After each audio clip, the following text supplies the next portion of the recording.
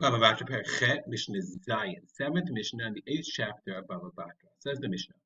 HaKotev nechasav lebanav. Let's say a person is older and he has sons and he's getting married. He's marrying a woman, but he doesn't want, God forbid, if he dies, then his wife would inherit him and take away his money.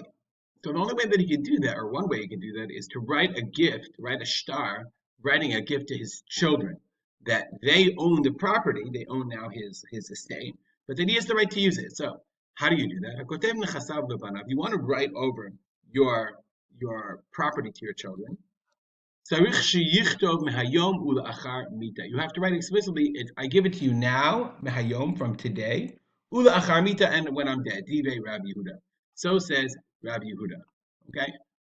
Why? Let's see your brother for one second. Rabbi Yossi, Rabbi Yossi says, Eno tzarich. Okay? You don't have to do that. Why? Says the Batra, Demashma, when are you going to say, Yayim mehayom la'achar mita? Dimashma de guf hakarka yekanulach mahayom. And the implication of this sale, this whole point of this sale is that the guf hakarka, the essence of the land, will be yours from today. Velo tochal perot ad la'achar mita. But you can't benefit from, meaning, I want to live in my house. I want to benefit from my house. But I don't want my wife or her to take it away. Let's say I'm like, I go to a nursing home and she's going to sell the house because it's technically her right while we're still married. So therefore, I want it to be mine, and I want my sons to own. I'm saying I want my sons to own it. But lo tochal perot ad la'achar mita. You can't benefit from it. You don't get to benefit from it until after I die. The Tanakama says ilo katav mehayom. Rabbi Yehuda says if you don't write mehayom lo natan lo klum, you didn't get anything. The ein matana la'achar mita. If I want it to be la'achar mita, I can't give you a gift la'achar mita because once a person dies, once a person dies, then inheritance takes place no matter what. Rabbi Yossi says, "Eno tzarich lichtov mehayom." You don't have to write mehayom. Why? You wrote the date in the shtar. Amar lanu ploni havu ela edim, and he says, they are witnesses. Zmano shel shtar mochiach alav. The date of the shtar is a proof.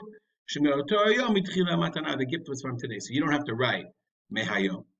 Next thing, akotev the chasav livno the achar motev. Let's say you do this. You say, I'm going to give it to my son. He should have ownership of the property. Mehayom ulachar mita. Right? It's after death. Ha'av eno yachol limkor. And who can sell the property? No one can sell the property. The father can't sell the property.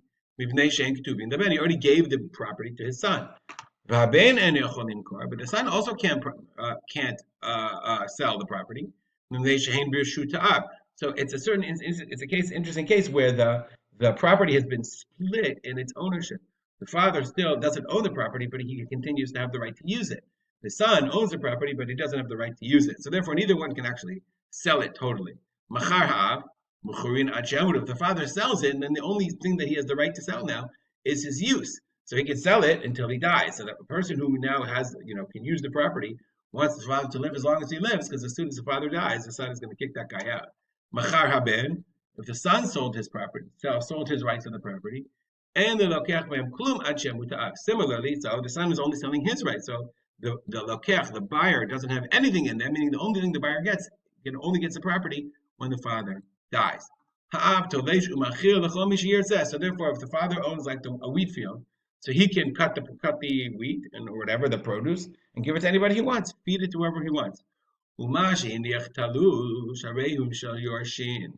say he gave the property to one son, and then he harvested the property and he left the produce on the field, and then he died. So whatever he left, talush, not connected, meaning if it's connected to the field, then it belongs to that son that he gave the field to, or he sold the field, whatever. But if he left it talush, picked, unconnected to the field, harehu shal yorshin, it belongs to any of all of the inheritors, and they split it. New case, totally new idea. Hiniach banim gidolim uktanim. If a person left children after his estate, lo aleinu, a person dies and he left adult children and minor children. So then these different children have different needs. There's parnasa and there's nizonim. Parnasim is clothing, and nizonim is food. And so we understand that older children need more clothes. Younger kids, they need simple clothes. And younger kids, they need more food. They eat more than the older kids. So If you left children who are old, younger, or my adult children and minor children, אין הגדולים מתפרנסים על הקטנים, ולא הקטנים ניזונים על הגדולים. So then you can't say one group's needs are more important than the others. So the older ones can't say, well, you have to clothe us. Let's look at the Bartunura, mitparnasim, levush uksut, covering and clothing. Okay? Uh, so you can't say the clothing of the older ones is more important than the younger ones, nor is the feeding of the younger ones more important than the older ones. Ela cholkin bishaveh. Rather, they have to divide it up equally. Nasu, okay, so nasu agadolim, yes, isu aktanim. If the older ones had gotten married, okay, from the estate of their father, then they have to leave enough money to make sure they have enough money to marry the younger ones also. But if the younger one said, "Look, different case." Okay, we know the older ones. Let's look at the Bartender for a second. Okay, after their father died. So the younger ones say the older ones go back.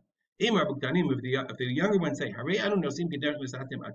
you guys got married before dad died. You had these beautiful weddings. We want the same weddings. So we want to use the estate to give us the same. You had ice sculptures and you had what incredible catering, and we want the same. We want the 10-piece band too. So we want to use the estate. And the older ones say, no, we want to split the estate. It's our inheritance.